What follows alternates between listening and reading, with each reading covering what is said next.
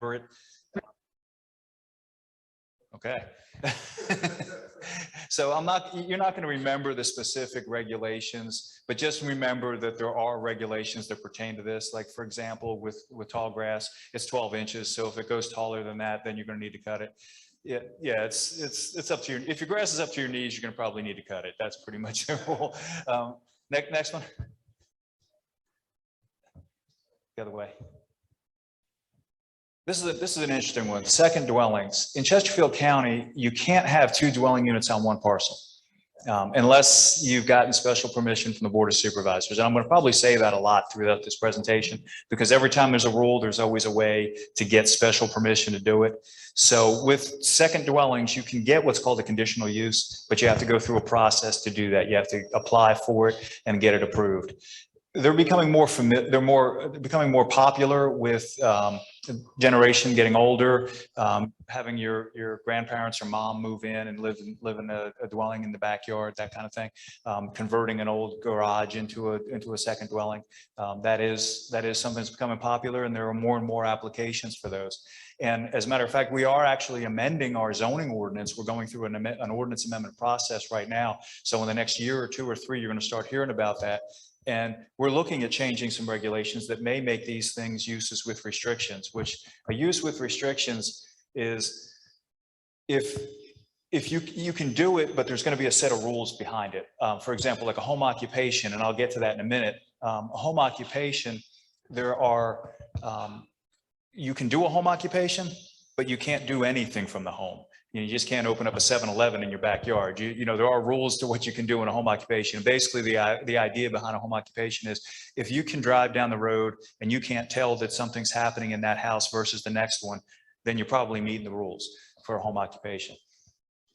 Again, this goes through, this is a fairly lengthy explanation for what a dwelling unit is. And obviously, as I said earlier, 1 dwelling unit is permitted on each lot or parcel in a family residential and agricultural districts without a conditional use. Next thing, and like I said, I'm going to keep going through these things because that was second dwellings. Now the next item is going to be inoperable vehicles. Pretty obvious you can't keep a bunch of junk cars in your yard. Most people know that, but there is some regulations about junk cars. Now these are the most, by the way, these are all pictures of places in Chesterfield County. This is stuff we've run into. It's pretty obvious you can't keep a car like that, but most people don't realize that if your car it's a perfectly good car, you could have a 2017 Mercedes sitting in your driveway, perfectly good vehicle, but if it doesn't have proper plates and a proper inspection sticker, it is still considered an inoperable vehicle. Even though it's a vehicle that's worth $45,000, it's still inoperable. These are obviously inoperable. Those are actually junk vehicles, but anyway, next slide. And by the way, you can have 1 inoperable vehicle in your property. You have to keep it in the backyard, and it's got to be screened or covered.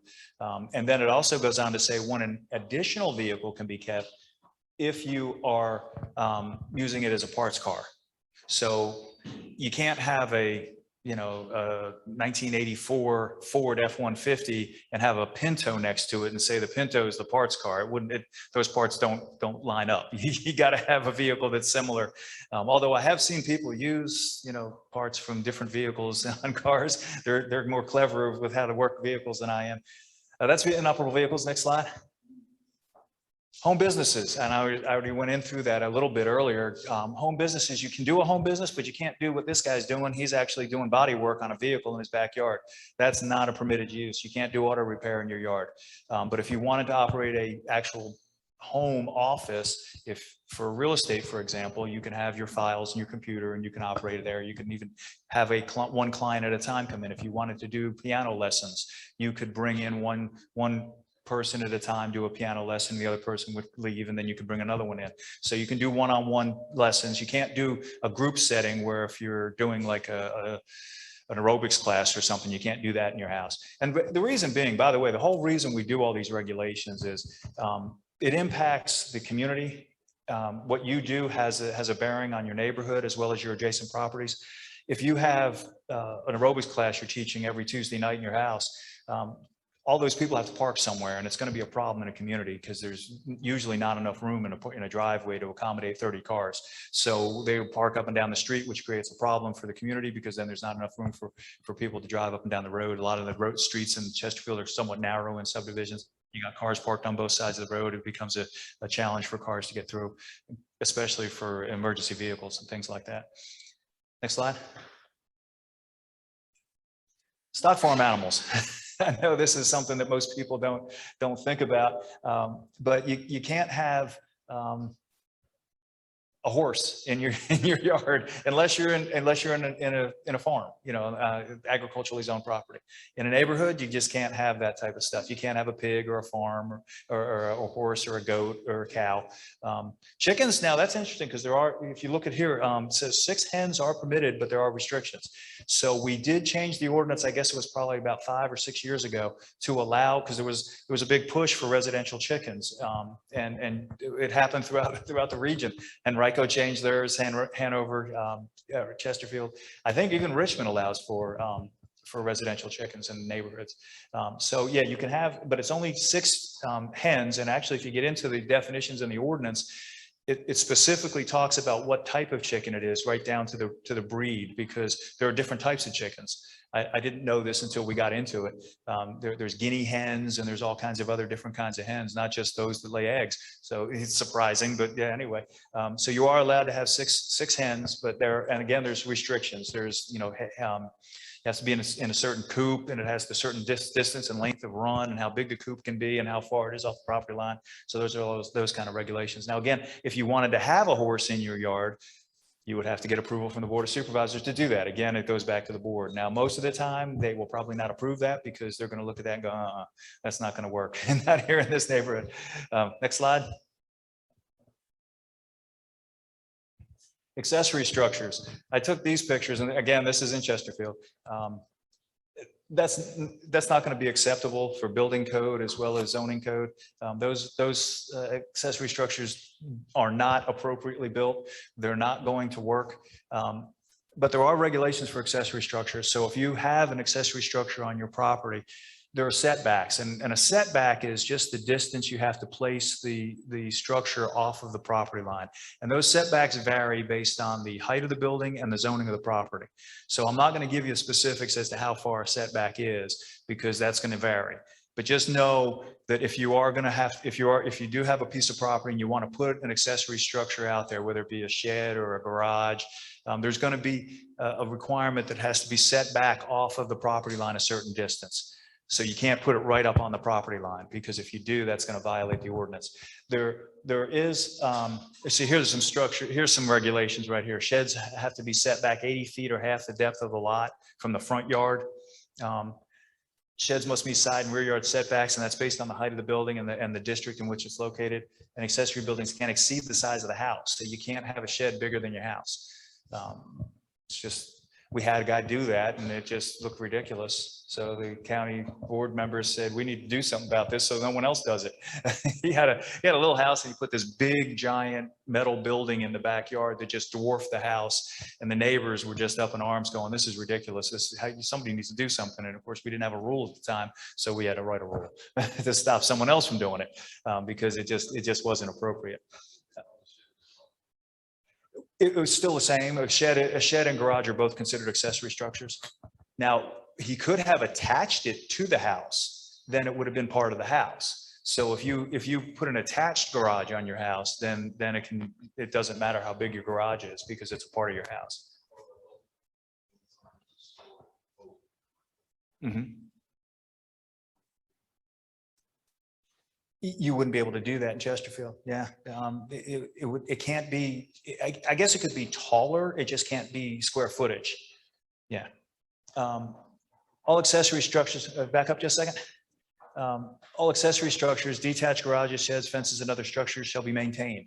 And that's in the building code. There's going to be maintenance stuff, and I'll get into that in a little bit. Staff checks for deteriorated, loose, rotted, broken, missing material, flaking and peeling paint, that type of thing. So if you have a house or a shed or a structure, you have to maintain it. That's just part of the rules of owning property in Chesterfield. You have to keep it up. You have to keep it. If it's wood that needs paint, you have to keep paint on it. Now, a lot of new products that you'll see today don't require any kind of maintenance, like vinyl siding. You don't have to paint it. You don't have to do anything with it. If it's a brick, you don't have to paint brick, obviously. Next slide. Commercial vehicle parking. These types of vehicles can't be parked in residential districts. It's pretty obvious. You can't park a big old semi truck in your yard. It's just not permitted in Chesterfield. You have to find commercial property to park those things. And commercial vehicles are defined as those vehicles exceeding 10,000 pounds, having more than 2 axles, tow or haul disabled or wrecked junk vehicles. So that's a tow truck.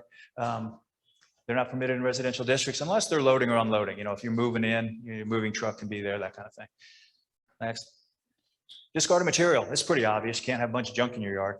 I don't have to go too much further into that. Next slide. Recreational equipment. Now, this is interesting. There are a lot of rules. Most people, you guys might know all this stuff, but it never ceases to amaze me that I go to someone's house and they're like, I didn't know that was a rule. Recreational equipment is one of those things that we normally hear that people will tell us, we didn't know there was a regulation about it. And there's a lot of regulations about recreational vehicles. Recreational equipment, which includes boats, travel trailers, pickups, campers, motorhomes, tent trailers, box trailers, trailers used for transporting recreational equipment. You're only allowed 2 on your property. And those have to be parked in the rear yard unless you're loading or unloading it. If it requires a license, it has to have a license. If it's a motor home for that, if it's a trailer you tow behind, you got to have a trailer license on it. Can't be connected to utilities. That's a big one because a lot of people will connect it to utilities and people will try to live in an RV in the side yard. And it's the same rules that apply to second dwellings. You can't have someone live in an RV, much like you can't have someone live in your garage or your shed. And recreational, it says at the bottom, can't be used for living purposes or business purposes. You can't run a business out of it either. It makes pretty common sense. Next one. Fences. There's regulations on fencing. Fences, we regulate the height on the zoning side, but there's also a maintenance issue as well. So if you have a fence on your property and it's falling over, you got to maintain it. You got to prop it back up and put a post in and make sure that post is sitting up straight. If it's made out of wood and it's rotting, you got to make sure you replace the wood. They're just do basic common sense maintenance issues that come up. Fences, we do get a lot of people that put fences up and they put them up too tall in their front yard. Front yard and a corner side. If you're on a corner lot, you basically have 2 front yards. You have a front yard on each street, and the rules of front yards apply to both. So if you're on this side and your house faces this way, you can only have a 4-foot tall fence in the front and 4 foot on the side. You can go up to 7 in the back and the rear, but you can't go up to, it's only 4 feet in the front. Now we run into a lot of problems with that because people will put fences too tall. And then we have to go out there and tell them to cut it down or remove it. And that gets expensive. So it helps to know these things. And again, I'm not going to go over every little specific detail with you because 20 minutes after you leave, you'll forget all the little details. So there's no point in going through all that. But I did want you to know that these kind of things are regulated. Shipping containers, pods, storage shipping boxes. If you're moving in and out, you can put one of those in your yard, fill them up, empty them, whatever, do it for 2 weeks. It's fine. But you can't use it as a shed. And a lot of people will put these things in their yard and leave them there for 6 months, a year, 2 years, 5 years. It's not permitted. They're not sheds and they're not allowed to be used as sheds and they can't be put in the front yard like this. Next slide. That goes on. That just gives you the rules. Swimming pools. There are regulations on swimming pools as to where you can locate them. And even more specifically, they've got to be secure. So if you have an in-ground pool, you have to have a security fence around it with a locking mechanism for the gate. So, and basically it's the idea is if a 3-year-old can figure out a way to get into that pool, you've done it wrong. You need to make sure that, and this is important because you do have a pool in your yard, you don't want to have a child drowned. It's a tragedy that can be prevented if you just do the right thing by putting up the appropriate fencing and make sure that you've got it so that it locks. So it's spring loaded, so when it closes and locks so that the child can't get in. Above ground pools that are not enclosed have to have removable ladders because the wall of the pool for an above ground pool, if it's 4 foot tall, child can't get into that if there's no ladder or no way to get in. But you have to have a removable ladder. Next slide. Short-term rentals. Now this is interesting. Airbnbs, home away, homestay, flip key, TripAdvisor, VRBO. Not a whole lot of need for that in Chesterfield County because it's really not a vacation destination for most folks. But there was a big bike race in Richmond a couple of years back, and there was a lot of folks that started renting their house out or their property out for that particular event because there was a lot of people coming into town. So you can rent a dwelling, you can rent your house, perfectly legal to do that, but it's got to be for more than 30 days. Anything under 30 days is considered short-term rental. And in order to do that, you need to get special permission, again, from the Board of Supervisors. You have to go through and get conditional use. Like I said, that's going to be a running theme with what I'm talking about. If there's something, there's always a relief mechanism. So if we have a regulation, there's usually a way to get relief from it. And that's usually going through the Board of Supervisors to get special permission. Next slide. Now we're getting into some more building code stuff. Grading and drainage. The grading around the house must be maintained so that water doesn't stand and collect near the foundation. And that just makes common sense. If you think about it, you don't want water sitting up next to your foundation because it's going to cause damage. Water is the most damaging thing to a dwelling that there is.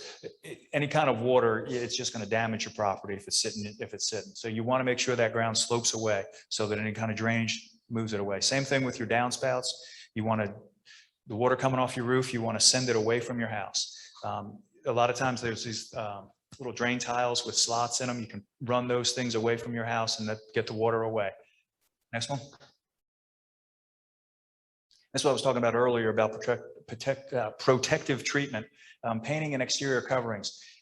If it's wood-sided, you have to paint it. Obviously that needs some paint there, and that would be a violation of our building code. Next slide. This gets a little bit more detail about it. Painting or exterior covering. All exterior surfaces shall be maintained in good condition. Pretty basic stuff. Exterior wood surfaces shall be protected from the elements and decay by painting or other protective covering. All metal surfaces subject to rust or corrosion shall be coated to inhibit such rust and corrosion. Said pretty simple stuff. Next. There are two exceptions. Decay-resistant wood and surface is designed for stabilized by oxidation. And what that means is it's intended to rust. And there are certain building faces that are rusted and they're supposed to look that way. Next slide. I think I got a couple of pictures of them. Yeah, that building right down there, you can see it's a commercial building and that's actually rust, but that's intended to do that. Next slide. Premises identification. Now this is an interesting one. Every house and property in Chesterfield County has to have an approved address number displayed. Again, these are things that you probably didn't know. And there's all kinds of rules as to how big they have to be. The letters, again, it goes into it here. Numbers shall be a minimum of 4 inches high with a minimum stroke width of ½ inch. Stroke width is the width of the actual letter itself. As you can see there, ½ inch, 4 inches high. Next. Foundation walls. You want to make sure that your foundation is free of cracks and defects and not exposed so little critters like this guy can't get in there. Next slide. All foundation walls shall be maintained plumb and free of open cracks and breaks and shall be kept in condition so as to prevent the entry of rodents and other pests. Like I said, pretty basic stuff. Next. That's another picture of foundation walls that are open and exposed. Exterior walls, there's some more damage. Just examples. All exterior walls, siding, trim, fascia, soffit, decorative features, etc., shall be maintained in good condition, good state of repair. Holes, deteriorated, loose, missing, rotted, or broken material are not permitted. Again, all pretty simple stuff. Next. Roofs and drainage. Got to make sure your roof doesn't have a hole in it. So again, pretty simple. Roofs and flashing shall be tight and not have any defects that admit rain. Roofs, drains, gutters, and downspouts shall be maintained in good repair and free from obstructions. And roof water shall be discharged in a manner to protect the foundation or slab and buildings. That's what I was saying with the downspouts. You want to make sure that water gets away from your house. Next. Stairways, decks, and porches and balconies. This is an example of one that was not attached properly. And that, again, can be dangerous because there were people that were on this deck when it fell. So all stairways, decks, porches, balconies, etc., shall be maintained structurally sound and good repair. Handrails and guardrails. There's rules about handrails, and you can see it here. 4 or more risers, a handrail is required. And for decks and porches, 30 inches or more above the ground, guardrails are required. So again, I'm not expecting you to remember exactly the heights and the distances and all that. You got it all spelled out here, 30 inches to 42 inches, 30 or more inches. You got to have handrails and guardrails. Just know that if you have a deck or steps or anything on your house, you're probably going to need handrails or guardrails unless it's one step up. Next. Windows, skylights, and door frames. They all have to be the same, maintained. If it's wood, you're going to want to keep a good coat of paint on it, because otherwise it's going to deteriorate and rot. And rot, again, that's water damage that causes that. And that's, again, the biggest thing that causes problems to houses. Next. Exterior doors assembly hardware shall be maintained in good condition, locked at all inches, tight, secure. All means of egress shall be readily openable without keys or special knowledge or effort from the side that people will exit. Now that is, again, that's for fire purposes. If you're in a residential house, and we've been into residential houses where people were renting out individual rooms, which is not legal. They put exterior door locks on the doors, interior, where you would need a key to unlock it and need a key from the other side. And in a fire, if that door is locked, you can't get out, and people will die in a house that you can't get out. Next. This is an example right here. That's not something that's permitted. You can't have a key lock from the inside. It has to be one of those turn locks with your fingers. Next. That's it. The phone number that's on there is our main number to our office. If you have any questions, again, I kind of went through it fairly quickly because, again, I didn't feel like it was necessary to give you all the specific details, but I wanted to give you a little feel for some of the rules and regulations that exist in Chesterfield County. So if you do end up having rental property, you're going to want to know this stuff. I know that we've run into a lot of problems with tenants because they either don't know or don't care because it's not their property. So they don't really have to concern themselves with all these little particular rules about fences and sheds and stuff like that. But if you are the owner of the property, you are going to be held accountable even if it's their stuff because you own the property. So we will send the notice out to the property owner. Now we try to work with the tenants as much as possible, but the property owner is going to be ultimately responsible. Now, one thing I didn't go through today was covenants and restrictions, because we don't enforce covenants and restrictions at the county level, but you still need to be aware of those. If you buy a property in Chesterfield County in a neighborhood, there could very easily be covenants and restrictions. Most new neighborhoods that have been built in the last 20 or 30 years have covenants and restrictions. So you're going to need to, if you're looking into purchasing a house in a neighborhood, you're going to want to check to see if there's a homeowners association, what the dues are for those things, and what the rules are, because those rules could get a whole lot more complicated than what I just showed you. They can get into what color you can paint your mailbox post, what type of mailbox you can have. They get into what type of color you have to have for your house. They get into all kinds of, specifics. They get into, landscaping. You can't cut a tree down if it's over a certain size. You got to get permission to do it. None of that stuff is stuff that we regulate, but it is stuff that you're going to have to comply with as well, because that's going to be an agreement that you agree to when you move into that. That's a civil issue. That's between the homeowners association and yourself, but you're still going to want to be aware of that as well. Any questions? Yes. Mm-hmm. You can. That's a good question. Absolutely. Yeah. There's no restriction on the height of hedgerows.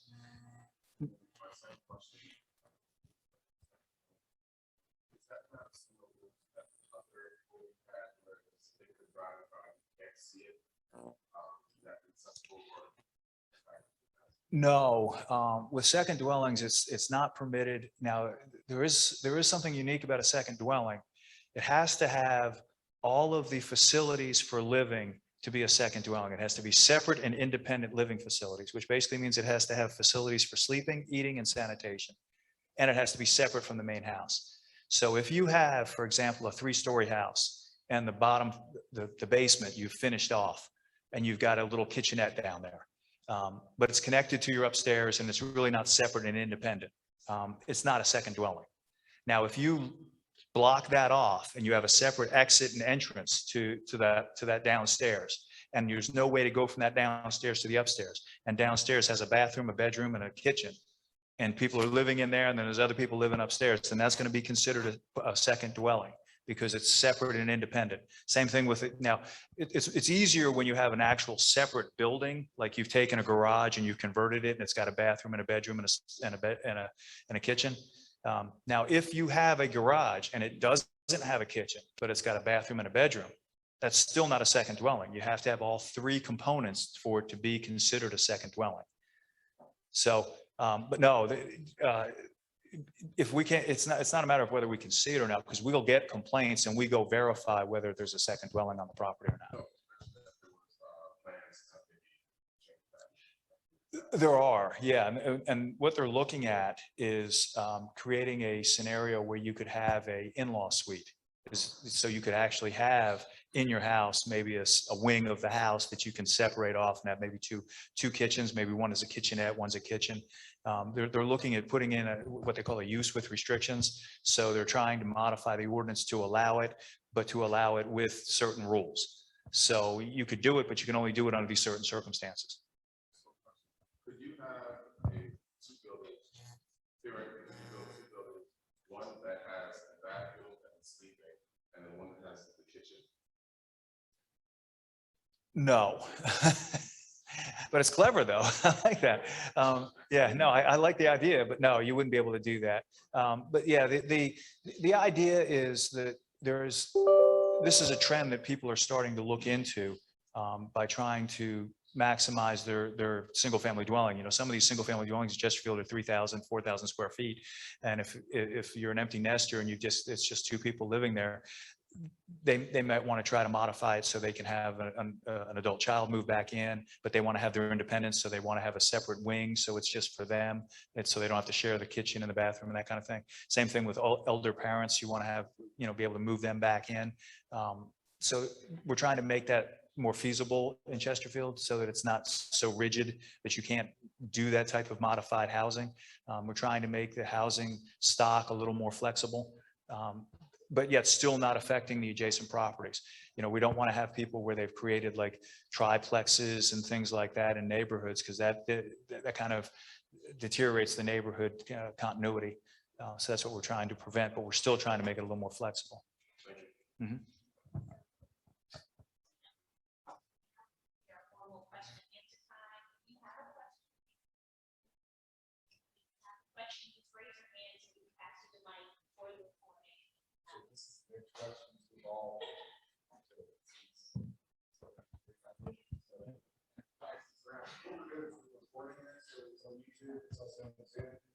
So make sure that everybody's question is heard.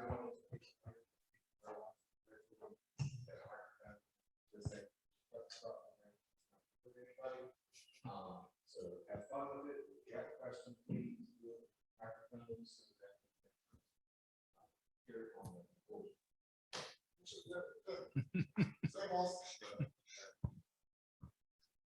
I think Ford has a question. Yeah, so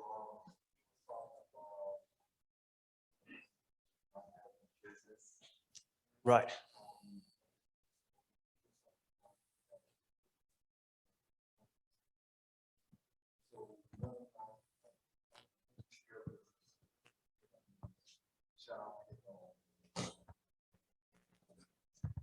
Yeah, now we do allow for family daycare. You can have up to 5 children, and that's permitted without getting any permission. Now, if you want to go more than 5 kids, then you have to get special permission, again, from the Board of Supervisors, conditional use. But yeah, so you can, and that doesn't include your own children. So if you have 4 kids like I do, those don't count. So I could bring in 5 additional kids. I could actually have 9 kids, but 4 are my own, and then I could bring in 5 others. But you can only have 5 kids that you're watching. And if you go beyond that, then you're going to need to get special permission.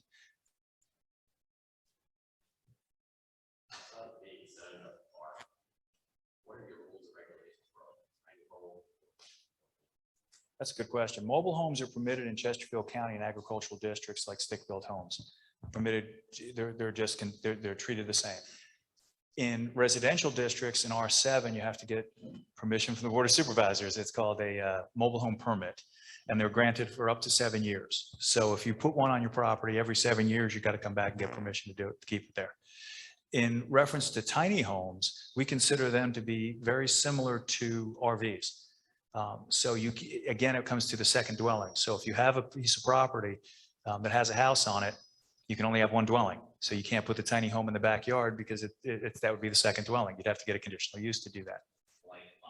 If it's an empty lot, you can have a tiny home. Sure. Yeah. As long as it's a buildable lot. Yeah. For houses?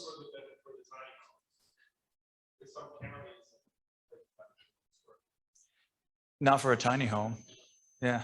Now, if you're building it, I think if you're actually building a stick-built home, it's 800 square feet, I think is the minimum in Chesterfield. But in terms of a tiny home, there isn't. Yes, sir. You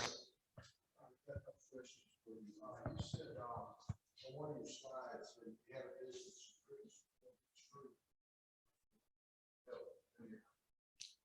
Right, unless it's a small amount of inventory.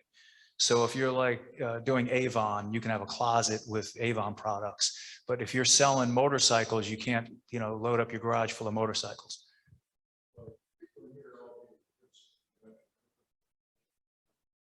We store all kinds of materials.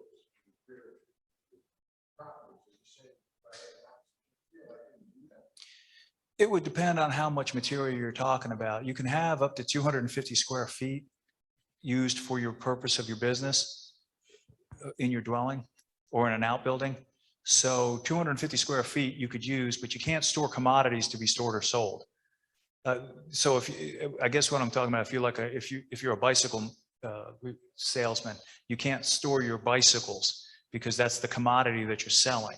Now, what you're talking, are you talking about something that you sell?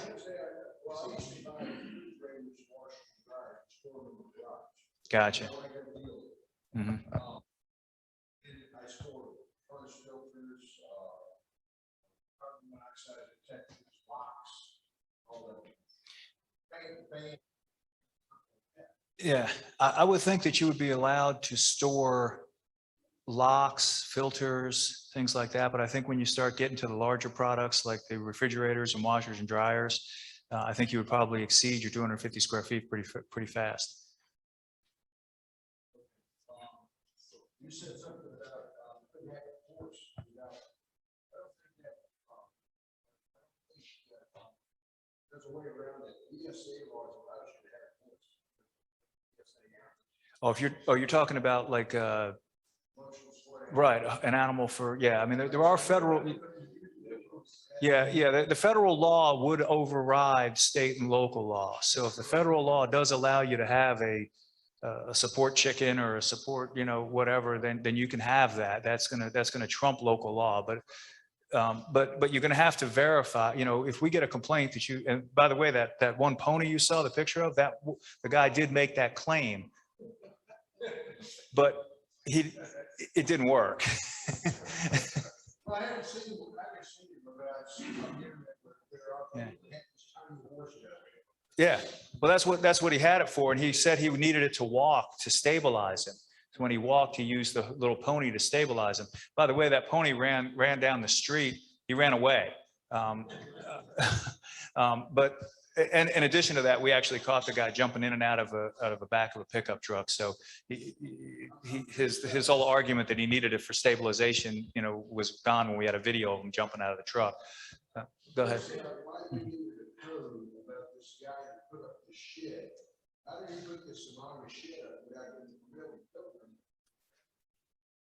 He got a building permit. There was no regulation against it at the time. He was permitted to build it. We wrote the law after the fact.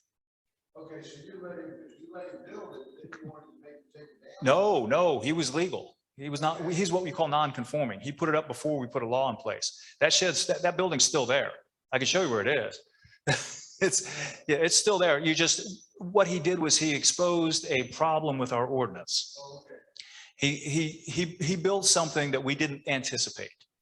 And when that happened, the county said, oh, that's a problem. We probably need to regulate that. And that's when we wrote the law to say, no, you can't do that, because it became a problem for the community. And they were up in arms about it, but we didn't have a regulation in place at the time. We do now. Two more questions. The other one is on house numbers. That applies to commercial buildings. It does. How come y'all make all these buildings down for primary roads with numbers? You don't want to do that. They all should have them. Now the problem is they have them, but they're not up against the road. They have them on the building somewhere, but they're not as visible as they probably should be. And the reason why we need the numbers is for emergency services, for the fire and ambulances, so they can find the property. And that's the whole basis behind it. That's why we need those numbers.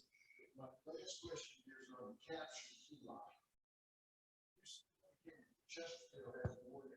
can't use a double keys, key on the outside, key on the inside. Yes, sir. That's against the state building code. The state building code allows that. Well, Chesterfield County modified the statewide building code to not allow it. Why would the state go back? The statewide building code can be modified by localities. So, yeah. Right, so the, Are you sure that's the statewide building code doesn't allow it? no, I mean, statewide you- building you- code allows- Are you sure about that? Because I've read the building code and it says it specifically doesn't allow for a key deadlock. It's called a capture key lock. Right. They have to have a key on both sides. Mhm. And I just pulled it up on the internet while that convention. Mhm. And the code, building code in Virginia is a capture key lock. You have a key on both sides. It could be a fire safety act, like what you're saying. Right. Right. So it's prohibited. No, it's allowed by the state building code. Because we put houses in Hamilton County. I'll read over that state code again because I'm pretty sure it prohibits it. Right, we're putting on doors that are class fours, so someone can't break the glass out and reach into the lock. All right, so is that on commercial property? Rental properties. Is that commercial? If we rent the house for you, I don't think. Well, so you're talking about a house? Is it a dwelling or is it a commercial property? Okay, because as far as I understand the building code, it doesn't permit those on single family dwellings. Now, it might be different for commercial properties, but for residential, I'm pretty sure it says, well, because they're allowed on commercial properties, not residential. Right.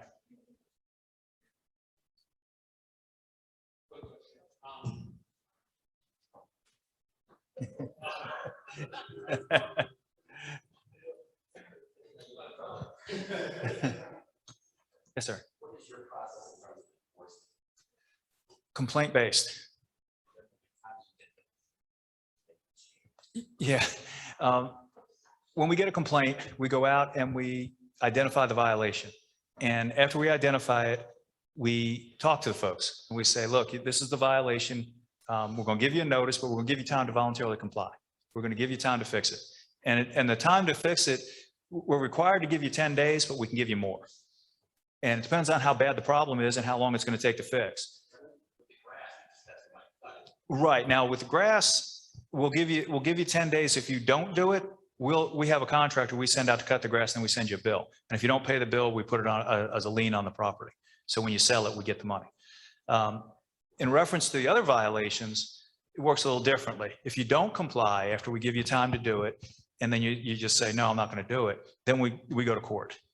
So we actually, no, we take you to court. And then the judge ends up either fining you, and then after he fines you, and it could get really dicey, because after you get fined, then we ask for an abatement order, which is a court order. And if you still fail to comply after the judge told you to do it, then we bring you back, and then the judge says, I told you to do it and you didn't do it. And then he can do all kinds of stuff, because judges have a lot of flexibilities as it relates to you violating a court order. Yeah. Now, if we come across someone that is really indigent, that, aged, infirmed, whatever, and they can't get it done, we will do our best to help them. We have some volunteer organizations that we contact to try to assist them with things. For example, for cutting the grass, we have church groups, things like that we'll contact and say, look, we've got someone that really needs your help. If you can get out here and cut the grass for them. So we'll do what we can to help. We're not hard nosed, if there's a real problem. Now, if you're fine and capable, and you're employed and everything else, and you just don't want to do it, and you're like, well, give me a church group, I'd rather sit here on my front porch and drink a beer while they're doing it, we're not going to help you that way. That's just not going to happen. We're going to do our best to help folks that need it. But if you can do it yourself, we're going to ask you to do it. Yeah, they are. And if we run into a problem where we cite them and they don't cut it, we will send a crew out there to cut it for them. And the other violations, there's certain things that we can't do now. If it's a junk car, we will tow it if we can. Sometimes you can't tow it because it's blocked in where you can't get to it, but we'll tow it if we can. There's other violations that we'll try to solve on our own. There's certain code violations that we can We can remedy them ourselves and then send you, like if you have a bunch of junk piled up on your property, we can get a court order to go in there and remove it and then send you a bill for that. We've done that many times. So it just depends on the violation and how difficult it is and how hard-nosed someone's going to be to try to comply. We want to work with folks. We don't want to take someone to court. That's not our goal. Our goal is to bring the property into compliance, but if we have to, we will, and we do. We're in court all the time. Yeah. In regards to short-term rentals, what is Chesapeake's position on short-term rentals? Short term is 30 days or less. So you can rent your house or your property out, but you got to do it on a more long-term lease than 30 days. It's got to be more than 30 days. Anytime it's less than 30 days, we consider that short-term rental. It's just against it, or that's the ordinance? It's an ordinance. I mean, we're neither for or against it. It's just a rule that if you want to do an Airbnb and you want to do short-term rental, and I use Airbnb because that's what people know. That's a particular brand. But if you want to do that, you have to come in and get permission from the Board of Supervisors to do it. And you would have to request that. And it's a whole process of zoning. So you would have to apply. There's an application and there's an application fee. And then you put it out and the Planning Commission and Board of Supervisors hears it and then makes a decision. And they either approve it or deny it. And if they approve it, then you can do it. If they deny it, you can't. The process will take about 3 to 4 months. You know, it could be a little longer too if it gets deferred, depending on what type of folks from the neighborhood. If they come out and enforce in opposition, then they may defer it because they want to, do a little bit more research on it. Hey, there are a lot of people in this room who probably own properties in multiple counties around the metro. I'm just curious. Yeah.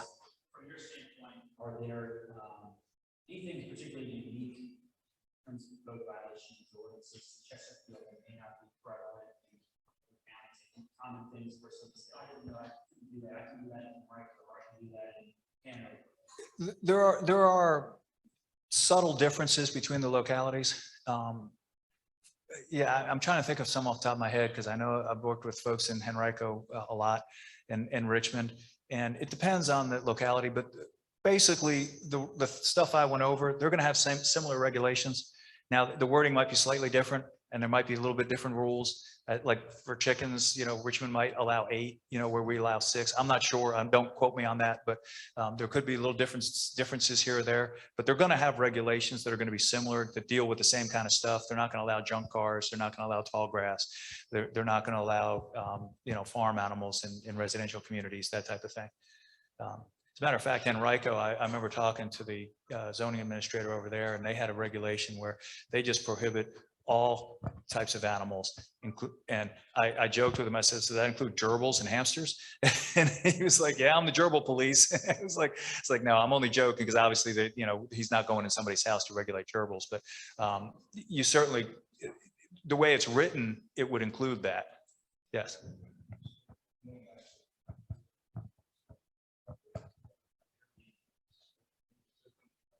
Additional ordinances, restrictions, seeing kind of place on those folks. Applications from internal and Well, we've only had, I think, 2 or 3 people apply for conditional uses for an Airbnb, and they all got denied. So I can't say if there's any new rules that got approved because there haven't been any that have been approved. So doesn't mean that there can't be, they just haven't yet. So yeah, I think the ones that applied were, and every case is unique. So it's not like the board is sending out a message that they don't want these. They're just saying that these 3 or the 2 or 3 that applied were just in the wrong place and they just didn't. so when you're talking about that, Mhm. from that perspective, what did you see with the restrictions? So what I mean is, okay, they were in a neighborhood that had a small lot. Mhm. I would imagine based on listening to the other city councils, biggest concern of Chesterfield would be that you're going into a small residential community that's so Right. a bigger lot, bigger property would be more likely to get approved. Probably see what I've seen be denied at other boards. Yeah, that makes sense. Yeah, I think if you had a parcel that was not within a community, it was fronting along a collector street or an arterial and had plenty of parking and it was a large lot and had a nice, facility, or maybe it was out in the country where you have a farm and you had like maybe a carriage house or something that you wanted to use for an Airbnb. That might be more appropriate and that might be something that they would look more favorably on. Yeah, and again, I can't speak for the board because, they have to look at each case individually, but you're right. I think that, those kind of factors would play into their decision making. Yes. What are the top 3 to 5 cases that are most frequent violations? Well, during the spring and summer, tall grass, that's going to be our most frequent type of violation. We get thousands of complaints about those per year. Junk cars, that kind of stuff is probably second. Then from there, it tapers off in terms of different stuff. RVs, boats in the front yard, that kind of thing. We get a lot of those kind of complaints as well. One time I was a landlord and this applies to Richmond. And it also applies to bunch of properties in Richmond. And the last regulation, it says that of course we pay for bulk trash removal, which means that you do a trash can. Mhm. So you have to do that. You put it on the street. The tenants will do that. Street, but they forget to bring it in. And then in the regulation, it said you must bring it in. If you don't, landlord gets fined. And I said, good God, what is the word limit? Yeah, no, in Chesterfield, there's no regulation to remove a can from the street. We ask that you do because it's the only appropriate thing, but there's no law that says you have to. And we get complaints about that a lot. And if people have asked us to put that in our ordinance to be similar to Richmond, we have not done that yet. Yeah, so no, there's, so if you forget to take your can in after it's been emptied for 2 or 3 days, it's fine. Chesterfield doesn't regulate that.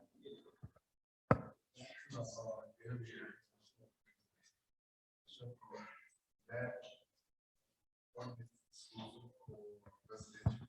So let's say if I decide to go to lease, Airbnb. The rules would be the same. It's for R, RMF, RTH, all the same regulations for all those different types of zoning. Yeah, so you couldn't do that in an apartment any more than you could in a single family dwelling.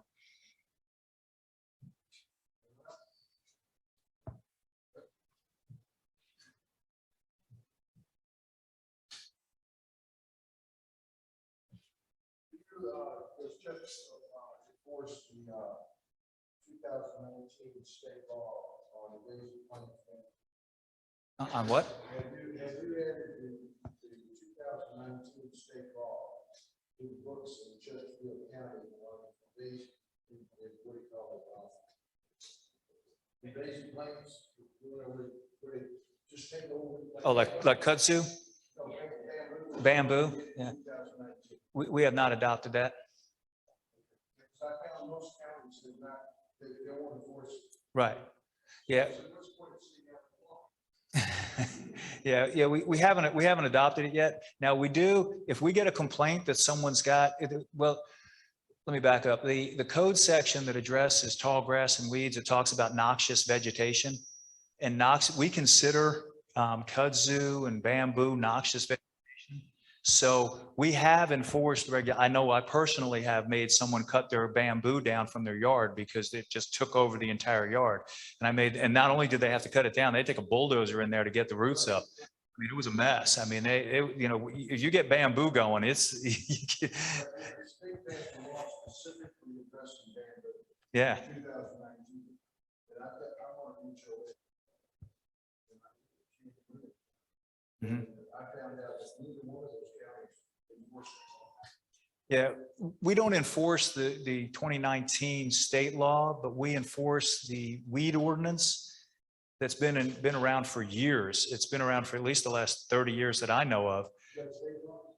It's county code, but it's born from state law because, as you know, we're in a Dillon's rule state, and everything that we can enforce has to come from the state. So they've given us authority to enforce that. And the way it reads, using our weed ordinance to address noxious vegetation. So if we get a complaint that someone's got kudzu or bamboo or something like that in their yard, we will enforce it.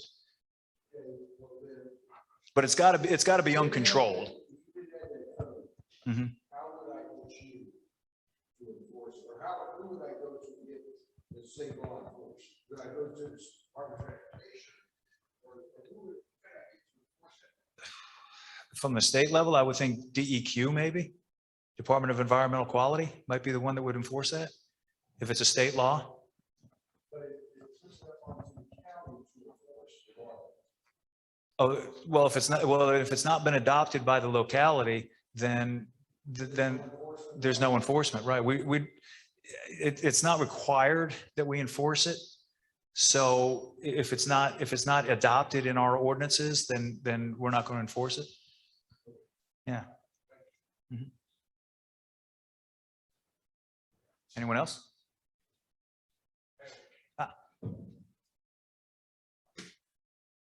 Just one last question. So a lot of people talk about fines Mhm. and that whole process. To my knowledge, other counties, they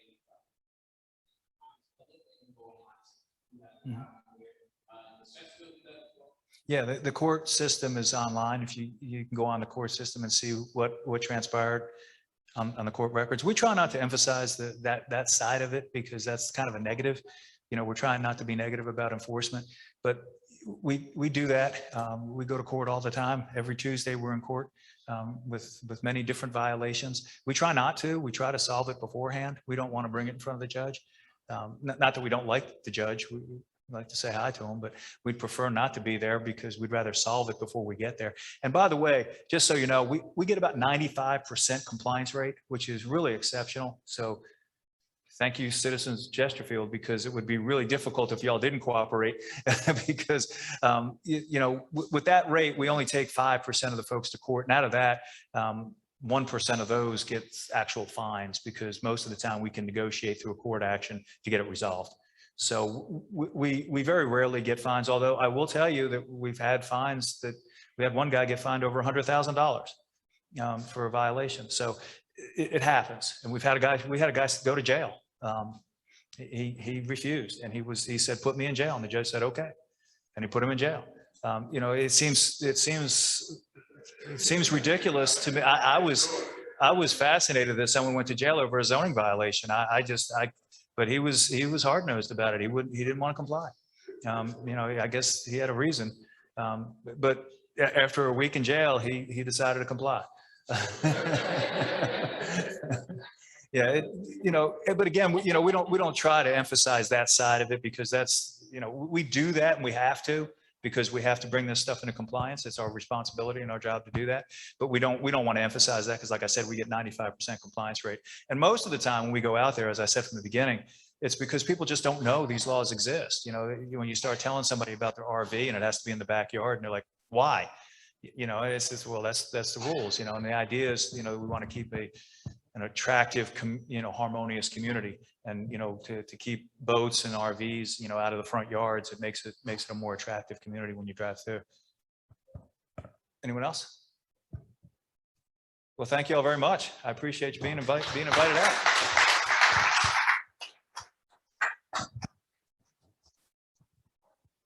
So now I think it's the time for announcements, and I'm going to turn it over to Seth. Yeah, we do have a couple of announcements. It's November, which is kind of crazy. 2021 is almost over.